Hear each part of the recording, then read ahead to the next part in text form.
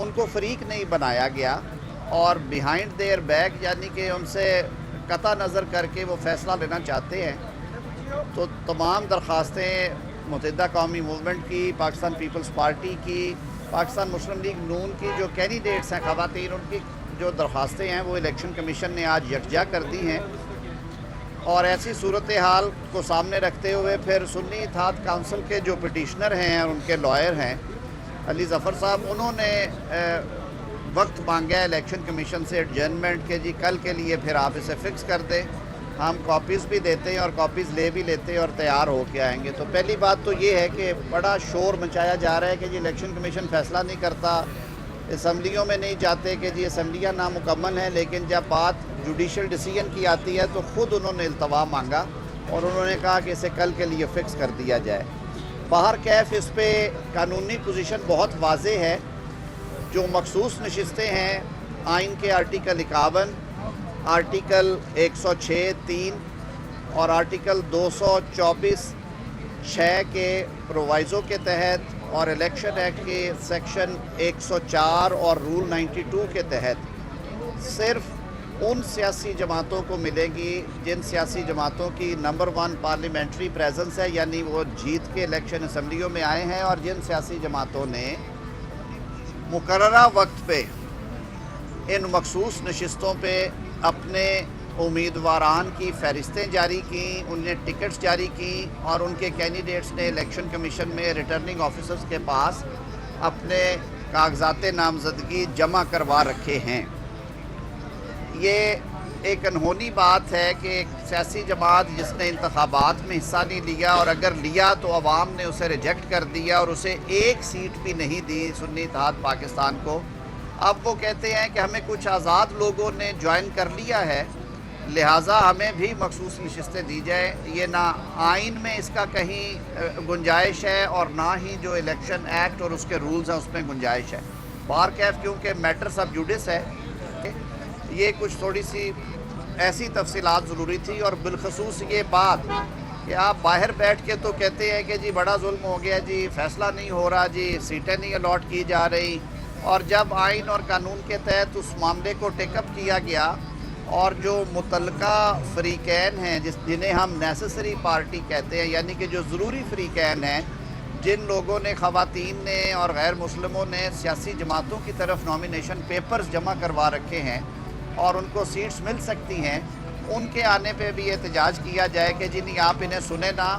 Article 10A جو ہے constitution کا، وہ ہر شہری کو حق دیتا ہے کہ اگر کسی بھی مقدمہ میں یا پروسیڈنگز میں اس کے کسی قسم کے حقوق جو ہیں ان کے بارے میں کوئی فیصلہ ہونا ہے تو اس کو رائٹ آف ہیئرنگ دیا جائے. تو الیکشن کمیشن نے آج ان ساری درخواستوں کو یکجا کیا اور انہوں نے کل کے لیے کینڈیڈیٹس نیکسٹ ان لائن ہیں پرائورٹی لسٹ میں دیگر جماعتوں کے. تو ظاہر ہے ان کی ایک لیجٹمیٹ ایکسپیکٹنسی ہے کہ جب اس کا کوٹا ریوائز ہوگا، کیونکہ یہ سیٹس پروپورشنیٹ ریپرزنٹیشن پہ صرف ان پولیٹیکل پارٹیز کے لیے مخصوص کی گئی ہیں جو پولیٹیکل پارٹیز الیکشن کا حصہ ہوتی ہیں، عام انتخابات میں ووٹ حاصل کرتی ہیں اور اپنے ووٹ کے تناسب سے یہ سیٹیں انہیں جاتی ہیں. یہ پہلی دفعہ سنیں گے ہم، اور یہ پہلی دفعہ معجزہ ہوگا کہ ایک سیاسی جماعت الیکشن کے بعد جس نے الیکشن میں کنٹیسٹ بھی نہیں کیا، کچھ آزاد لوگوں کو شامل کر لے اپنے بیچ میں اور کہے کہ جی اب وہ جو قومی دھارے والی نشستیں ہیں وہ بھی انہیں دی جائے. یہ ممکن نہیں ہے. یہ نہ قانون کی منشا ہے، نہ یہ آئین کی روح ہے. جو ریلیونٹ آرٹیکلز ہیں وہ پڑھیے، اس میں بالکل واضح ہے.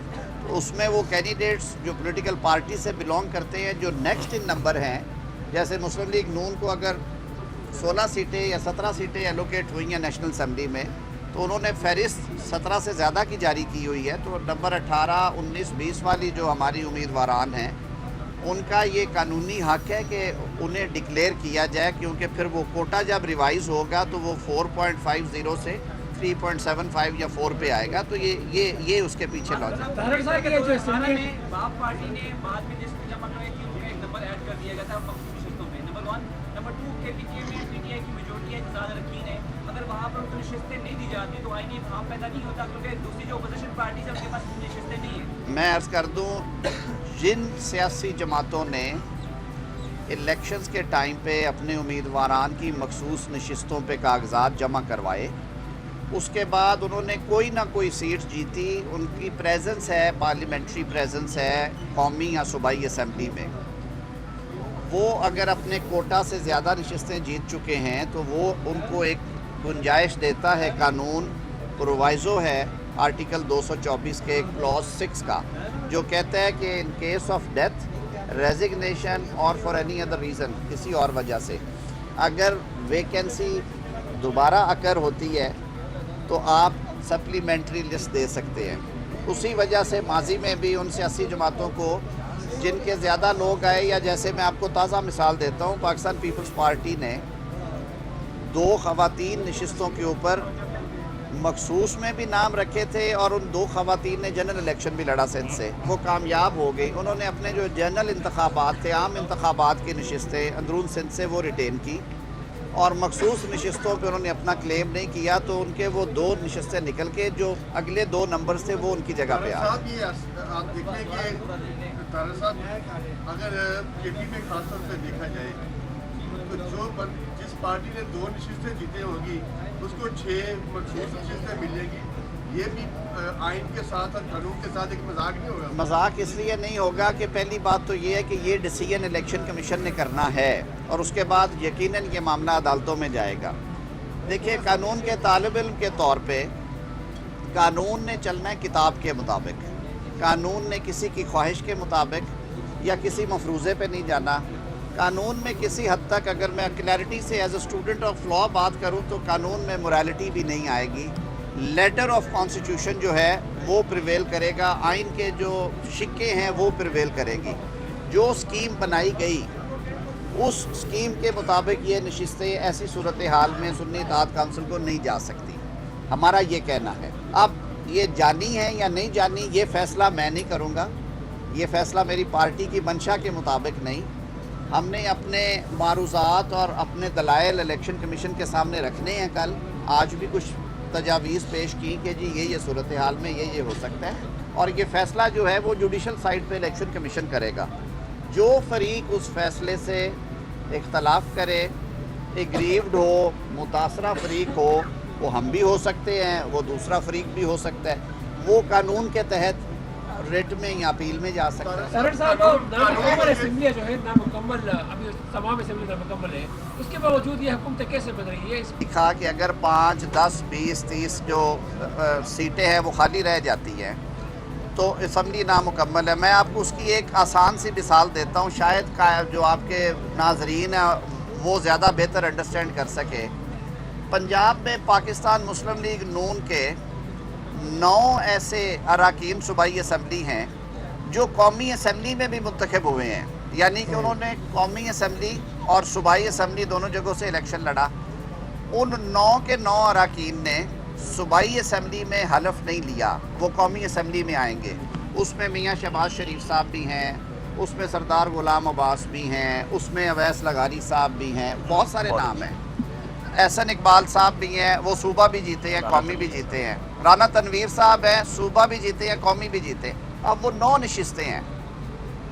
अगर ये बहुत टाइट कंपटीशन भी होता, 5 वोटों से वज़ीर आला का होता मसला, तो 9 नशिस्तें चली जानी थी मुस्लिम लीग की। मैं इस बात पे स्टे नहीं मांग सकता कि असम्बली नामुकम्मल है क्योंकि 9 लोग नहीं हैं। खुदारा स्कीम को समझने की कोशिश करें। पिछले साल 2 साल पीछे चले जाते हैं, अप्रैल 2022 में जब पाकिस्तान तहरीक इंसाफ की हुकूमत को अदम एतमाद का सामना करना पड़ा तो वो मैदान छोड़ के भागे थे। पहले वो छुपे थे एक मफरूज़े पे, एक रूलिंग दी गई जिसके ज़रिए कौमी असम्बली तहलील की गई, आइन शिकनी की गई और सुप्रीम कोर्ट ने उसे बहाल किया। अब उनके पास मतलूबा तादाद नहीं थी, तो आप सब लोगों के सामने उन्होंने फ्लोर ऑफ द हाउस पे 146 अरकान ने एन ब्लॉक इस्तीफ़े दिए और प्रिजाइडिंग ऑफिसर कासम सूरी साहब ने वो इस्तीफ़े कबूल कर लिए, एक्सेप्ट कर लिए। वो 146 लोग निकल गए 342 की नेशनल असम्बली से। क्या उनकी गैर मौजूदगी में स्पीकर मुंतखब हुए? राजा परवेज़ अशरफ साहब, डेप्टी स्पीकर दुरानी साहब मुंतखब हुए। اسی ایوان نے میاں شہباز شریف کو وزیر اعظم منتخب کیا. 2 سال 16 ماہ یا 18 ماہ وہ حکومت قائم رہی. کسی عدالت نے، سپریم کورٹ یا ہائی کورٹس نے کہا کہ یہ اسمبلی نامکمل ہے. تو خدا کے لیے یہ تازہ ترین مثالیں ہیں. لاجک سے بات کیا کریں، سیاسی نعرے لگانے سے نہیں باتیں چلے گی. Thank you. بہت شکریہ. Thank you.